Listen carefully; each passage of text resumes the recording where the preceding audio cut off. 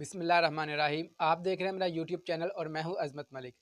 अगर आप स्टूडेंट हैं, आप तालीम हासिल कर रहे हैं, तो तालीम हासिल करने में सबसे ज़्यादा कौन-सा हिस्सा यूज़ होता है आपकी बॉडी का?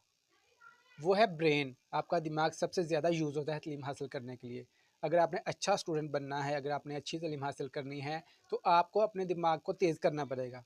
अब दिमाग को कैसे तेज़ किया जाता है? अगर आप इंटरनेट पे जाएँगे, यूट्यूब पे सर्च करेंगे, तो आपको बहुत से नुस्खे मिलेंगे कि बादाम खाना चाहिए, काजू खाने चाहिए और आपका दिमाग तेज़ हो जाएगा।